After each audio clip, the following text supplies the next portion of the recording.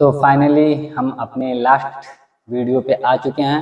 Last video मतलब समझ लो ना, आरआरबी जेई प्रीवियस क्वेश्चन जो हैं हमारे 2019 वाले एग्जाम के आए हुए मैथमेटिक्स के, उसके लास्ट वीडियो पे हैं हम लोग।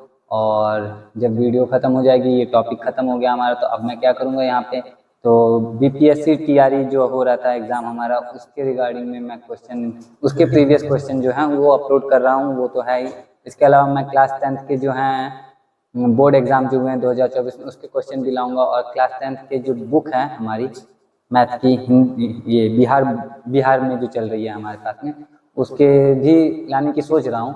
तो आप लोग से बस छोटा सा रिक्वेस्ट ये है कि ये खत्म हो, जब हो जा रहा है आरआरबी जेई वाला, आप आरआरबी जेई वाला देख रहे थे, ये खत्म हो जाएगा तो फिर भूल मत जाना। आप क्या कर सकते हो ना, थोड़ा बहुत प्यार दिखा सकते हो अपना। कैसे?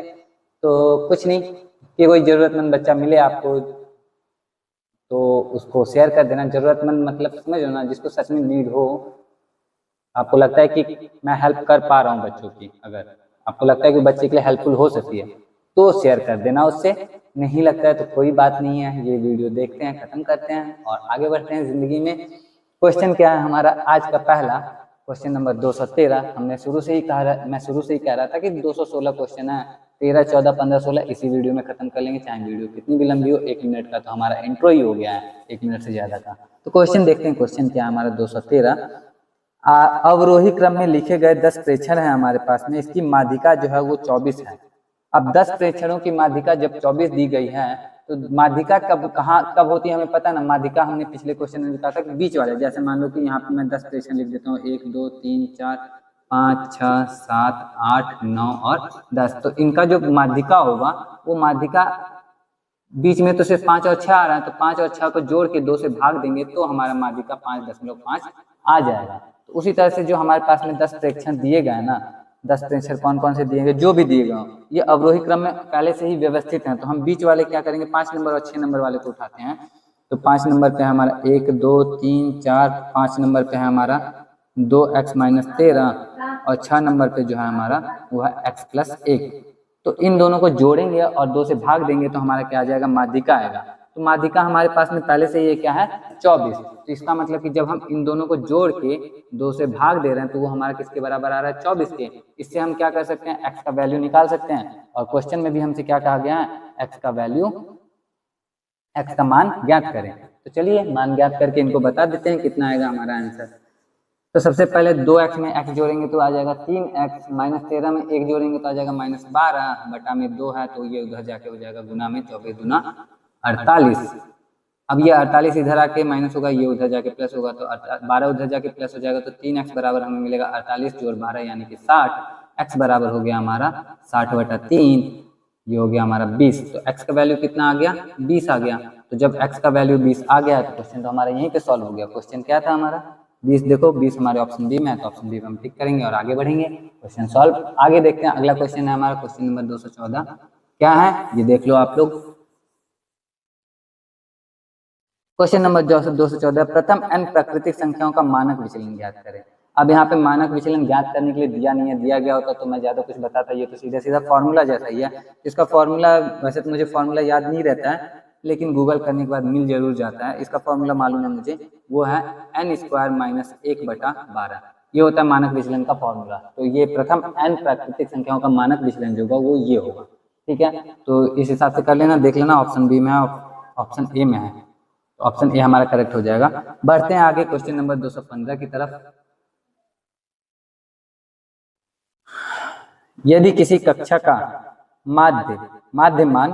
मध्यमान 20 है और कक्षा का जो प्रसार है वो 5 है, तो कक्षा की निचली और ऊपरी सीमाएं ज्ञात कीजिए। देखो निचली और ऊपरी सीमा, प्रसार क्या होता है, प्रसार किसी भी कक्षा का जो प्रसार होता है वो होता है ऊपरी सीमा माइनस निचली सीमा। कक्षा का प्रसार क्या होता है, ऊपरी सीमा माइनस निचली सीमा। तो जब कक्षा का प्रसार ऊपरी सीमा माइनस निचली सीमा होती है तो हमारे ऑप्शन में देखो, पहला ऑप्शन दिया है 17 और 22। तो 22 में से 17 घटाते तो हमारा 5 आता है, बिल्कुल आता है। चलो तो ये हो सकता है हमारा क्या हो, ऊपरी सीमा और निचली सीमा, क्योंकि प्रसार तो 5 दिया हुआ है ना। दूसरा ऑप्शन देख रहे हैं 17.5 और 22.5, उसको भी घटाते तो हमारा क्या आता है, 5 आता है, तो ये भी हमारा राइट आंसर हो सकता है, बिल्कुल हो सकता है। तीसरा देखो तो 17 और 23 है, 23 में से 17 घटाते तो हमारा 6 आ जाता है, तो ये तो राइट आंसर हो नहीं सकता। और चौथा जो है 22 माइनस 18 है, तो ये 4 आ जाएगा, तो ये भी हमारा राइट आंसर नहीं हो सकता। तो अब इन दोनों में से राइट आंसर कौन सा है ये पता करने के लिए हम दूसरा चीज पढ़ेंगे जो लिखा हुआ है मध्यमान। मध्यमान कितना है, वो 20 दिया हुआ है, मध्यमान 20 है, यानी कि जो बीच वाला जो संख्या है वो 20 है। अब बीच वाला संख्या 20 किसमें हो सकता है, आप देखो इसमें हो सकता है क्या, 17 में 3 जोड़ते हैं तो 20 आता है, और 22 में से 2 घटाते हैं तब 20 आता है। तो बीच वाला तो नहीं लग रहा हमें यहाँ पे, लेकिन इसमें देखो तो इसमें अगर हम 2.5 जोड़ते हैं तो 20 आता है, 2.5 घटाते हैं तो 20 आता है। तो मध्यमान तो हमारा ये 20 इसमें है, और जो ये था क्या था, प्रसार हमारा 5 इसमें था, प्रसार परिसर जो भी बोले, तो उस हिसाब से हमारा जो करेक्ट आंसर है निचली सीमा और ऊपरी सीमा वाली वो 17.5 और 22.5 है, जो कि हमारे ऑप्शन बी में है। तो ऑप्शन बी हमारा क्या हो जाएगा, करेक्ट आंसर हो जाएगा। तो फटाफट से 3 क्वेश्चन हो गया। अब आते हैं हम अपने अंतिम प्रश्न की तरफ, जो क्या है हमारा, तो थोड़ा टाइम लेके देखता हूँ। Question number 216। ओके, तो क्वेश्चन है हमारा x, x+3, x+5, x+7, x+10 का माध्य 9 है। पहले 3 प्रेक्षणों का माध्य ज्ञात कीजिए। हमारे पास प्रेक्षण कितने हैं, पहला प्रेक्षण, दूसरा प्रेक्षण, तीसरा प्रेक्षण, चौथा प्रेक्षण और 5वां प्रेक्षण। ये कुल हमारे पास में कितने प्रेक्षण हो गए, 5 प्रेक्षण हो गए। अब इनका माध्य जो दिया गया वो 9 दिया गया। माध्य का फॉर्मूला क्या होता है, सभी प्रेक्षणों का योग बटे प्रेक्षणों की संख्या। तो सभी प्रेक्षणों का योग जब देखते हैं तो x में ये जोड़ेंगे ये जोड़ेंगे ये जोड़ेंगे तो 5x तो आएगा, और प्लस जब अंकों को जोड़ेंगे तो 5 3 8 7 8 7 15 15 10 25 25 आ जाएगा। तो प्रेक्षणों का योग बटे प्रेक्षणों की संख्या ये हमारा क्या होता है, माध्य होता है। तो कटेगा तो ये हो जाएगा हमारा x+5 बराबर 9, और इससे x का जो वैल्यू मिलेगा वो मिलेगा हमें 4। तो जब x का वैल्यू हमें 4 मिल चुका है तो सबका मान हम लिख सकते हैं 4 4 3 7 4 5 9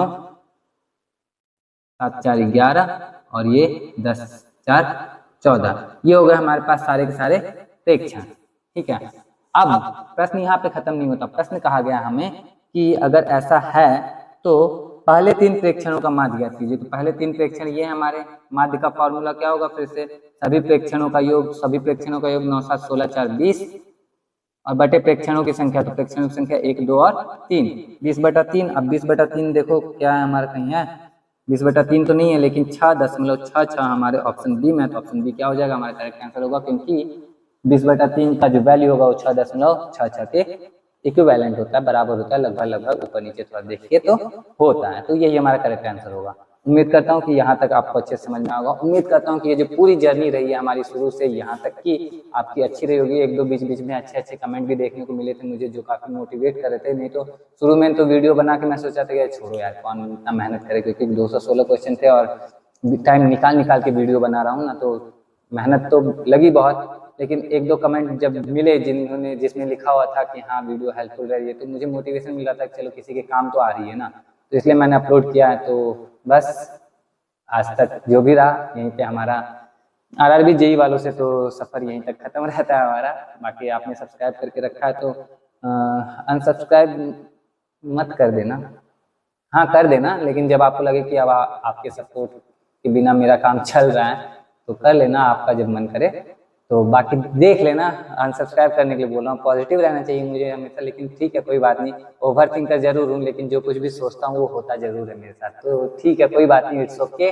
जो भी आपको अच्छा लगे करना, अच्छा लगे तो प्यार देना, कमेंट बरसाना अच्छे प्यारे, नहीं तो कोई बात नहीं है, वीडियो को लाइक कर दोगे तो भी काम चल जाएगा हमारा। बाकी आज की वीडियो के लिए इतना ही है। मैं मिलता हूँ आपसे फिर कभी किसी और एग्जाम के क्वेश्चन के साथ, क्योंकि मेरा चैनल का तो मेन लाइन ही यही है ना, if you are feeling lost in the sea of maths confusion, I am always here to provide you clear cut solution. Okay, तो आज की वीडियो के लिए इतना ही, मिलता हूँ नेक्स्ट वीडियो में। टिल देन ख्याल रखना अपना, अच्छे से पढ़ाई करते रहना।